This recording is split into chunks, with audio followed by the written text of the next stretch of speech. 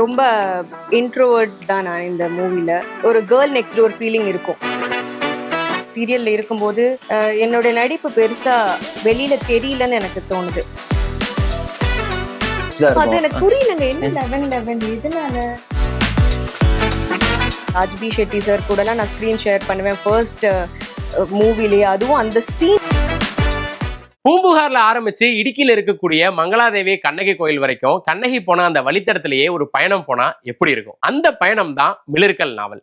சமகால அரசியல சிலப்பதிகார பின்னணியில பேசக்கூடிய இந்த நாவல் ஆடியோ ஃபார்மட்ல விகடன் பிளேல அவைலபிளா இருக்கு. இப்பவே விகடன் ஆப்பை டவுன்லோட் பண்ணுங்க. நட்சத்திர எழுத்தாளர் ரா முருகவேல் அவர்கள் எழுதிய மிளிர்கள் நாவலை கேட்டு என்ஜாய் பண்ணுங்க. விகடன் ஆப்பை டவுன்லோட் பண்றதுக்கான லிங்க் கமெண்ட் செக்ஷன்ல இருக்கு. சினிமாவோட நியூஸ் வணக்கம். நான் ஜியோ பேசிட்டு இருக்கிறேன். இப்போ நம்ம கூட இன்டர்வியூல கிருஷ்ணா கதிரவலன் படத்தோட டீம் இணைஞ்சிருக்காங்க. உங்களை வெல்கம் பண்ணிடலாம். First welcome hero Kaushik Ram and heroine Pratheeba. படம் நல்லா வந்திருக்கு. November 7th ரிலீஸ் ஆகுது. கண்டிப்பா எல்லாரும் பாருங்க. இவ்வளவு நாள் நீங்க பார்க்காத ஒரு ஸ்டோரியா இருக்கும். ஓகே, பார்க்காத ஒரு ஸ்டோரினா என்னன்னு கொஞ்சம் ரிவீல் பண்ணலாம்ல? அது இல்ல ஜென்ரலா சில விஷயங்கள் தொட்டு சொல்லலாம். November 7th நீங்க போய் பார்க்க மாட்டீங்களா? இல்ல பாக்குறோம். இல்ல இந்த படத்துல வந்து நிறைய லேயர்ஸ் இருக்கு. ஓகே, அதே மாதிரி ஒரு அழகான ஒரு கிராமத்து லவ் ஸ்டோரியா இருக்கும். ஒன் சைட் லவ் ஃபீலிங்ஸை எக்ஸ்ப்ளோர் பண்ற படங்கள் இப்போ ரேர் ஆயிடுச்சுன்னு நான் நினைக்கிறேன். அந்த மாதிரி இன்ட்ரோவர்ட்ஸ் அண்ட் ஒன் சைட் லவர்ஸ்க்கு இந்த படம் கண்டிப்பா ரொம்ப கனெக்ட் ஆகும். ஸோ அதான் இம்பார்ட்டன்டான விஷயம். போஸ்டர்ஸ்லாம் பார்க்கும்போது ஏதோ ஒன்று யூனிக்கா இருக்கு அப்படின்ற மாதிரி தெரியுது. கலர் டோன் சூப்பரா இருக்கு. அந்த பக்கம் பாத்தீங்கன்னா நீங்க ஏஐல ஏதோ ஒரு விஷயம் ட்ரை பண்ணி இருந்திருக்கீங்க. ஸோ படம் என்ன மாதிரி டிராவல் பண்ணும், என்ன விஷயங்கள் யூனிக்கா இருக்கும்னு நினைக்கிறீங்க? ஒரு லவ் ஸ்டோரி அப்படின்றது வந்து எங்களுக்கு தெரிஞ்சிருச்சு. நாங்க ட்ரெய்லர் சாங்ஸ் இதெல்லாம் கேட்கும்போது ஒரு லவ் ஸ்டோரி அப்படின்றது தெரிஞ்சிருச்சு. என்ன விஷயத்துல யூனிக்கா இருக்கும் படம்? புது சாங்ஸ் என்ஆர் ரகுநந்தன் சார் போட்டிருக்காரு படத்துல. ஸோ அதெல்லாம் புதுசா இருக்கும். அதே மாதிரி நாங்கள் 2 பேர் புதுசு. நான் வந்து ஐம் ஃபேர்லி நியூ. இது என் செகண்ட் ஃபிலிம். அதனால ஒரு ஃப்ரெஷ்ஷான ஒரு எக்ஸ்பீரியன்ஸ். யங் ஆர்டிஸ்ட்லாம் நடிச்சிருக்காங்க. நல்லா பண்ணியிருக்கோம்னு நாங்கள் நம்புகிறோம். ஸோ ஒரு ஃப்ரெஷ்ஷான ஒரு ஃபீல் கொடுக்கும். இது 2011-12 அதுக்கு முன்னாடி நடந்த ஒரு ட்ரூ இன்சிடென்ட்டை பேஸ் பண்ண ஸ்டோரி. அந்த பிளாட் மட்டும் எடுத்துட்டு அதுல இருந்து சார் டெவலப் பண்ணியிருக்காரு. ஸோ இத்தனை வருஷத்துல வந்து நம்ம இப்படி ஒரு Tier 2 சிட்டில நடக்கிற ஒரு காலேஜ் லவ் ஸ்டோரி நம்ம பார்த்ததில்ல இன்னும் கொஞ்சம் வருஷத்துல. ஸோ இது அதுக்கு வந்து ஒரு ஆன்சராக இருக்கும். நிறைய மெசேஜஸும் சொல்லியிருக்காங்க. இது வரைக்கும் சொல்லாத மெசேஜஸ் இருக்கு. அதுதான் எனக்கு ஆக்சுவலி அட்ராக்ட் பண்ணுச்சு இந்த ப்ராஜெக்ட்குள்ள வர்றதுக்கு. கிளிக் ஆகும்னு தோணுச்சு. ஒரு லவ் ஸ்டோரி அப்படின்றதுனால ஒரு கேள்வி. இப்போ நீங்க சின்ன வயசுல இருந்து நிறைய லவ் படங்கள் பார்த்து வளர்ந்துருப்பீங்க. ஏதாச்சும் ஒரு படம் வந்து கண்டிப்பா உங்களுக்கு பர்சனலா எமோஷனலா ரொம்ப க்ளோஸா இருந்திருக்கும். உங்களுக்கு எந்த படம் அப்படி? நிறைய படம் இருக்கு. நான் ஆக்சுவலா ஒரு ஃபிலிம் பஃப்னா நிறைய படங்கள் பார்ப்பேன். ஆல் கைண்ட்ஸ் ஆஃப் சினிமா நான் பார்ப்பேன். But on top of the மைண்டில் வெறும் 2 படம் மட்டும் சொல்லணும் அப்படின்னா, ஹை இம்பேக்ட் இருக்க 2 படம் அப்படின்னு சொல்லணும்னா மின்னலே. ஓகே, எதனால? Minnale and 3யோட first of.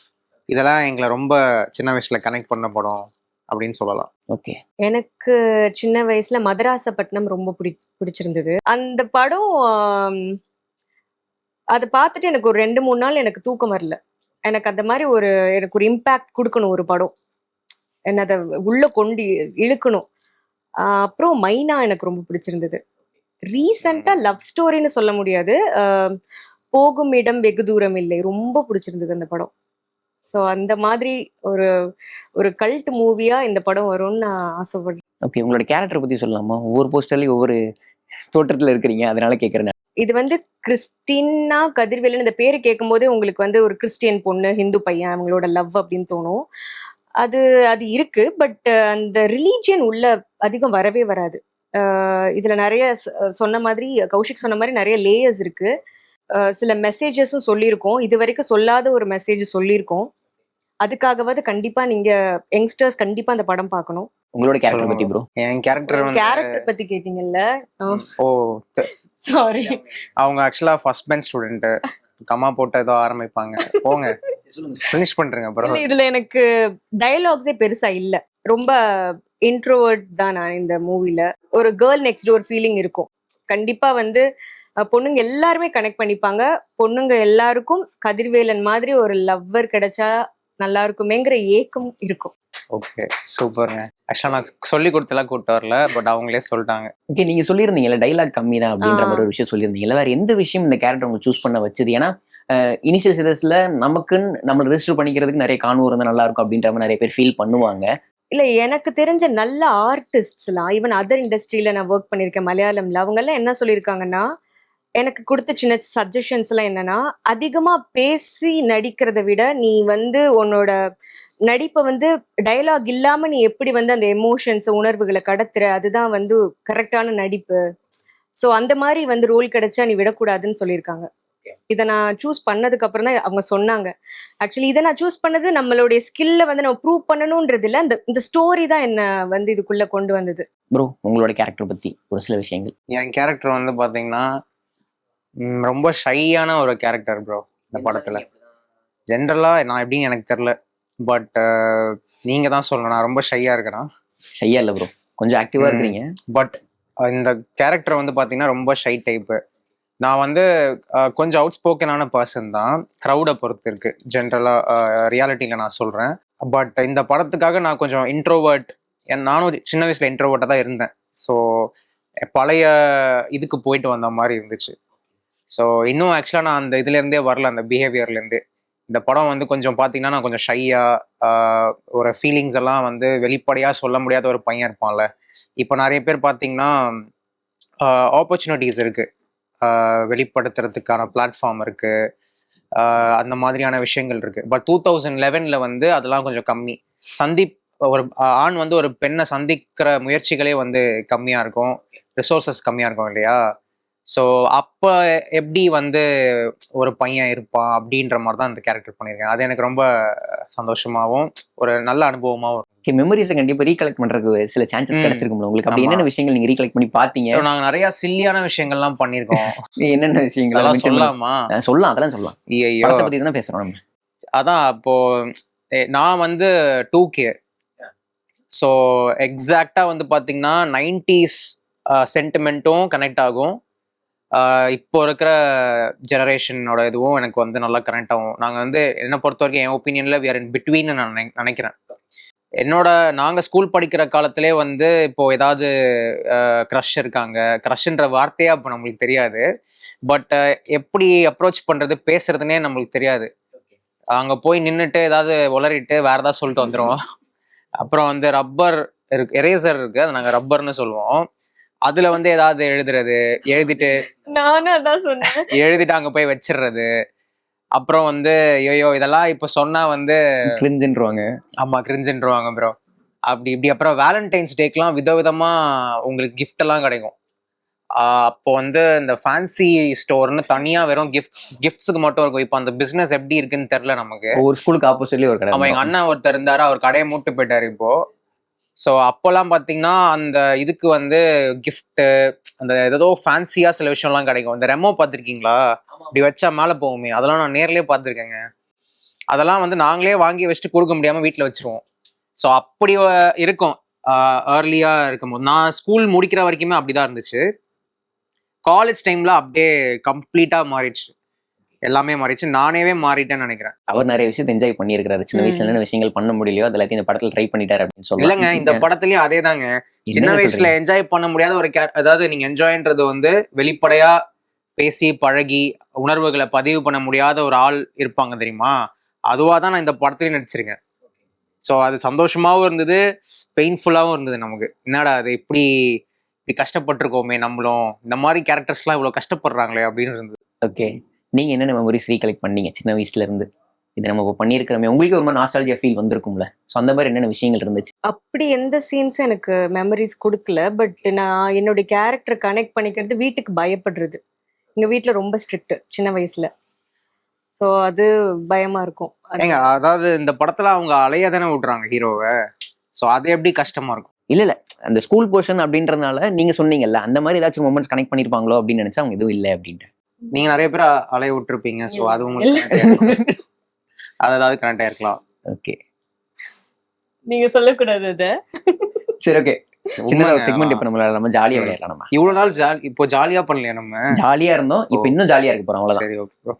ஆக்சுவலா சில கேள்விகள் வச்சிருக்கிறேன் நான். இதுக்கு வந்து ரொம்ப நேர்மையான பதில்கள் தான் நீங்க கொடுக்கணும். ராபிட் ஃபயர் மாதிரி நேர்மையான பதில். யூசுவலா யோசிச்சு தாங்க பேசுவேன். சரி, நீங்க இல்ல வேகமா சொல்லணும் அப்படின்றது இல்ல, நேர்மையா பதில் கொடுக்கணும்.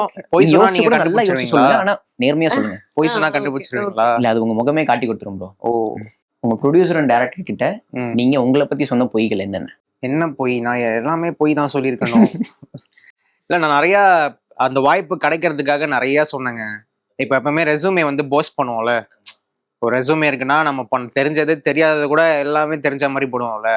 இந்த மாதிரி சார் நான் எல்லாமே பண்ணுவேன் சார், அது பண்ணுவேன் இது பண்ணுவேன். ஆக்சுவலாக நான் எதெல்லாம் நான் பண்ணுவேன்னு சொன்னனோ அதெல்லாம் நான் உண்மையிலே வந்து எக்யூப் பண்ணிட்டேன். சிலதெல்லாம் வந்து எனக்கு இப்போ பார்த்தீங்கன்னா கும்பகோணம் ஸ்லாங் வந்து ரொம்ப ரொம்ப மைன்யூட்டான டிஃப்ரென்சஸ் தான் இருக்கும். இப்போ நான் வந்து Chennai, but N birth place வந்து மயிலாடுதுறை. மயிலாடுதுறையிலேருந்து ரொம்ப பக்கம் தான் கும்பகோணம். அந்த மக்கள் வந்து ஒரு விதமாக தமிழ் பேசுவாங்க. ரொம்ப டிஃப்ரென்சஸ் இருக்காது, பட் ஒரு டோன்லேயே ஒரு சேஞ்ச் இருக்கும். சவுண்ட்லேயும் டோன்லேயும் ஒரு சேஞ்ச் இருக்கும் அவங்க பேசுறது. அது வந்து என்னால் கிராஸ் பண்ணிட முடியுமா ஒரு கிராமத்து பையனா, ரொம்ப இப்போ வெளியில இல்லாமல் பண்ணிட முடியுமான்ற டவுட் எனக்கு இருந்துச்சு. பட் நான் முதல்ல எடுத்தோடனே சொல்லிட்டேன் சார், அதெல்லாம் பிரச்சனையே இல்லை, அதெல்லாம் வந்து வேற லெவலில் பண்ணிடலாம், நீங்கள் ஏன் கவலைப்படுறீங்க, நானும் மதுரைக்காரன் தான்டா அந்த மாதிரி ஃபுல்லாக சொல்லி அவரெல்லாம் பயங்கரமாக பிரெயின் வாஷ் பண்ணி நானே வந்துட்டேன் உங்களுக்கு அப்படின்னு தான் சொல்லுவேன். ஆனா கையங்களும் என்னைக்காச்சும் மாட்டின மூமெண்ட் அந்த மாதிரி இருக்கா? நம்ம இந்த போய் சொல்லி வந்துட்டாங்க, இன்னைக்கு அதை பண்ண சொல்றாங்களே, எப்படி பண்ண போறோம் அப்படின்ற மாதிரி? இல்லை, அப்போ நான் பிளெண்ட் ஆகிட்டேன். அதுக்குள்ள எக்கி போயிட்டீங்க எல்லாத்துக்கும். பொய் சொன்னாலும் நல்லா கரெக்டாக சொல்லணும் ப்ரோ, பண்ணக்கூடிய விஷயங்களா சொல்லணும், அது அப்புறமா உண்மையாக்கிடணும். மாசுங்க, நிறைய கத்துக்கலாம். ஆமா. சரி, நீங்க சொல்லுங்க என்னென்ன பொய் சொல்லியிருக்கேன். உங்க டைரக்டர் அண்ட் ப்ரொடியூசர் கிட்ட நேர்மையான பதில் தானே வரும். ஆமா, ரொம்ப நேர்மையான பதில். பொய் சொன்னதில்ல. பொய் சொன்னது இல்லையா? இதாங்க பெரிய பொய் இருக்கு. இதான் பெரிய பொய். சொல்லுங்க பரவாயில்ல, என்கிட்ட சொன்னீங்களே 2-3 விஷயம், அதெல்லாம் சொல்லுங்க. சொல்லுங்க. இல்ல ஆக்சுவலா அவங்க ரொம்ப ஸ்ட்ரெயிட் ஃபார்வர்ட். நான் சும்மா இதுதான் பண்ணேன். எதுவா இருந்தாலும் ரொம்ப ஸ்ட்ரெயிட் ஃபார்வர்டா இருக்காங்க. சொன்னதில்ல. ரிசல்ட் எதுவா இருந்தாலும் நம்ம உண்மையை சொல்லிடுவோம் அப்படின்ற மாதிரி நீங்க சொல்லிட்டீங்க இனிஷியல்ல. எந்த பொய்யுமே பொய் சொன்னா ஒரு ஆறுதல் கூட நல்லா இருக்கு அப்பெல்லாம் சிலதை நான் கேட்பேன், ஒரு மோட்டிவேஷன் தான் கேட்பேன். ஆனாலும் அது வந்து சிலதெல்லாம் ரொம்ப உண்மையான ஃப்ரெண்ட்னா அப்படிதான் இருக்கணும். எனக்கு வளர முடியும். கொஞ்சம் பொய் சொல்லுங்க அப்படின்னு கேட்டா கூட சொல்ல மாட்டாங்க. சோ அதனால ரொம்ப ஆனஸ்டான ஒரு ஆள் தான். ஓகே, நீங்க எதுவுமே சொன்னதில்ல இந்த படத்துக்காக, ரொம்ப நேர்மையா இருந்திருக்கீங்க. பொய்ன்னு என்ன எனக்கு அவசியம் இல்ல, பொய் சொல்லல. ரைட். இப்ப நீங்க 2 பேரும் ஆக்ட் பண்ணிட்டு இருக்கீங்க. அடுத்தடுத்து ஒரு வியர்டஸ்ட் காம்ப்ளிமெண்ட் ஏதாச்சும் கிடைச்சிருக்கும் உங்களுக்கு? அது ரொம்ப வியர்டா நீங்க ஃபீல் பண்ணி இருந்திருப்பீங்க அந்த ஒரு காம்ப்ளிமெண்ட்டை. தெரியல சார், அது என்ன கலாய்ச்சிட்டாங்கன்னு நினைக்கிறேன். அது காம்ப்ளிமெண்டானு தெரியல. ஒரு இன்டர்வியூல என்ன பார்க்க வந்து நீங்க அண்டர்டேக்கர் மாதிரி இருக்கீங்கன்னு சொல்லிட்டாங்க. ப்ரோ இப்போ நான் அதான் ப்ரோ நினைச்சேன் வந்தோடனே. அப்படியா? என்ன bro? ஒரு இன்டர்வியூல இப்பதான் கொடுத்துட்டு வந்தோம். அதுதான் இப்போ ரீசெண்டா நடந்தது. நான் கூட யோசிச்சேன், நம்ம என்ன அப்படி இருக்கோமான்னு யோசிச்சேன். அவர் என்ன நோக்கத்துல சொன்னாருன்னு எனக்கு தெரியல. ஸோ அதுதான் இப்போதைக்கு எனக்கு வந்த கொஞ்சம் வியர்டஸ்ட் காம்ப்ளிமெண்ட். ஏன்னா அவர் பயங்கரமா இருப்பாப்ல. மேம் உங்களுக்கு? யூஸ்வலா எனக்கு நல்லா ஃபேஷன் எக்ஸ்ப்ளோர் பண்றது பிடிக்கும். ஸோ நான் இது வரைக்கும் ஃபோட்டோ ஷூட்ஸ் இப்படி தான் பண்ணணும்லாம் இல்லை. நான் யூஸ்வலாக எப்படி என்னோட ட்ரெஸ் சென்ஸ் எப்படி இருக்கோ அதுதான் நான் இன்ஸ்டாகிராமில் போஸ்ட் பண்ணுவேன். அதை பார்த்துட்டு நிறைய பெரிய டிரெக்டர்ஸே கமர்ஷியல் மூவிஸ்க்கு தான் இந்த பொண்ணு சூட் ஆவாங்கன்னு சொல்லி அந்த ரோல்ஸுக்கெல்லாம் கூப்பிட்டாங்க. அப்போது எனக்கு தோணுது, இதில் இதை பார்த்துட்டு மேக்ஸிமம் இப்படி தான் வந்து பர்சீவ் ஆகுது அப்படிங்கிற ஒரு தாட் இருந்தது.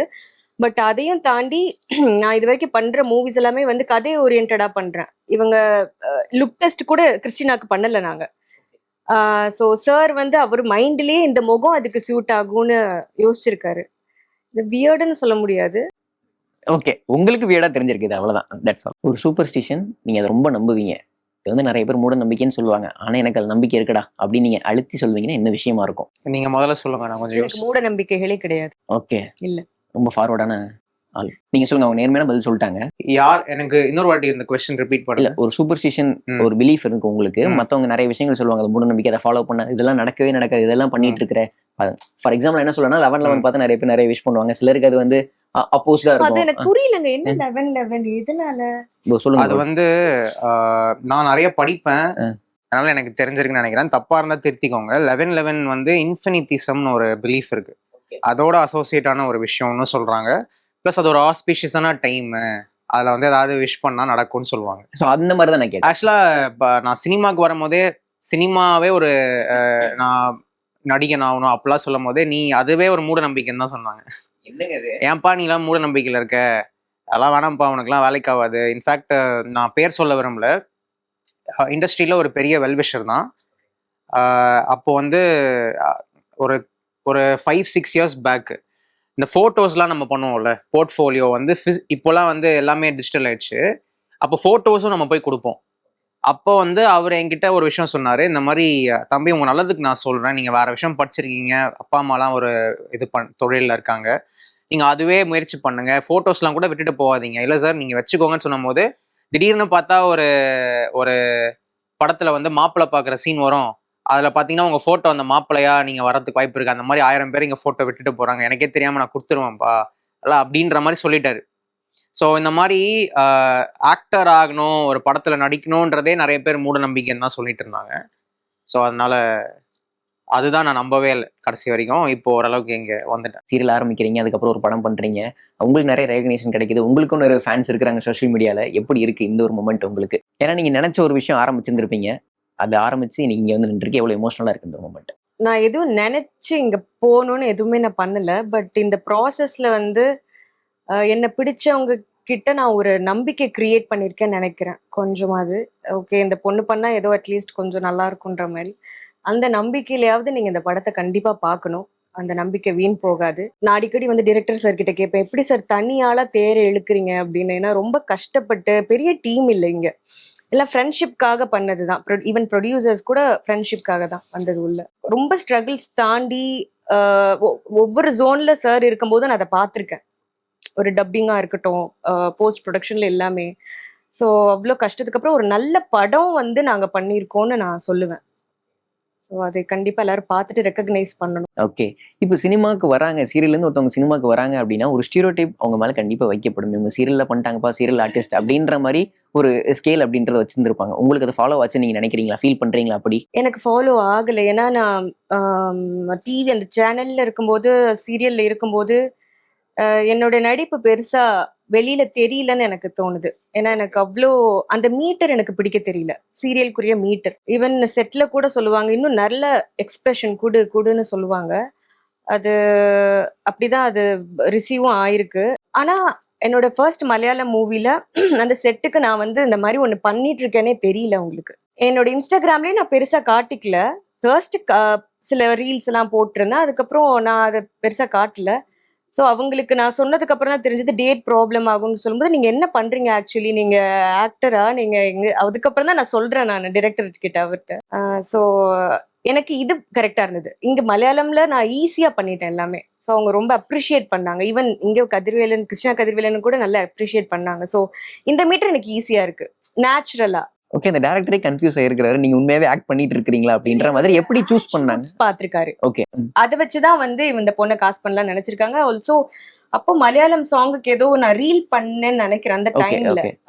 அதுல கூட பாத்திருக்கலாம். ஓகே, பட் ஓ நீங்க என்ன டேட், என்ன நீங்க ஏதோ பண்றீங்களா, என்ன பண்றீங்கன்னு அதுக்கப்புறம் தான் கேட்டாரு. ஓகே, அந்த படம் உங்களுக்கு என்ன மாதிரியான எக்ஸ்பீரியன்ஸ் கொடுத்துருக்கு? நாங்க திடீர்னு ஒரு போஸ்டர் பார்க்கும்போது எங்களுக்கு என்ன தோணுதுன்னா, என்னடா ஆண்டனி வர்கீஸ் பெப்பே இருக்காரு, இந்த பக்கம் பார்த்து ராஜ்பி ஷெட்டி இருக்காங்க. உங்களுக்கு அந்த படம் எப்படியான எக்ஸ்பீரியன்ஸ் கொடுத்துச்சு? உங்களுக்கு எப்படியான ஒரு பிளாட்ஃபார்ம் கிரியேட் பண்ணி கொடுத்துருக்கு அப்படின்னு நினைக்கிறீங்க? ஒரு நல்ல ரெக்கக்னிஷன் கொடுத்துருக்கு.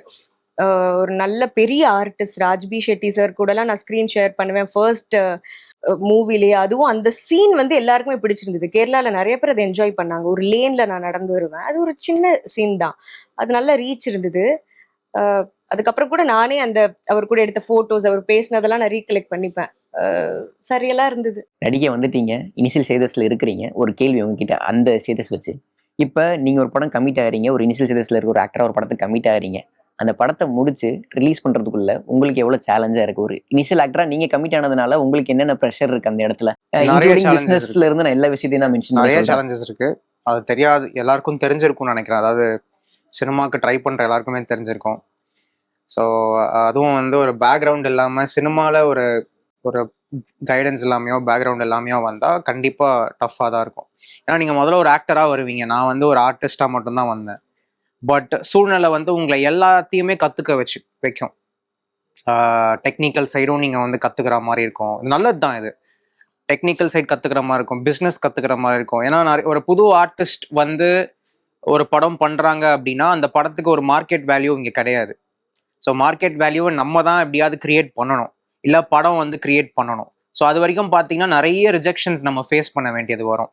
ஃபஸ்ட்டு ரோல் கிடைக்கிறதே கஷ்டம். அதுக்கப்புறம் கிடைச்சக்கப்புறம் அந்த படம்லாம் வெளியில் இந்த மாதிரி ஒரு ஸ்டேஜ்க்கு வந்த பிறகு அது வந்து வைடராக வந்து ஆடியன்ஸை ரீச் பண்ண வைக்கிறது, வைடர் ஆடியன்ஸ்க்கு ரீச் பண்ண வைக்கிறது வந்து ரொம்பவே கஷ்டமான ஒரு விஷயமா இருக்கு.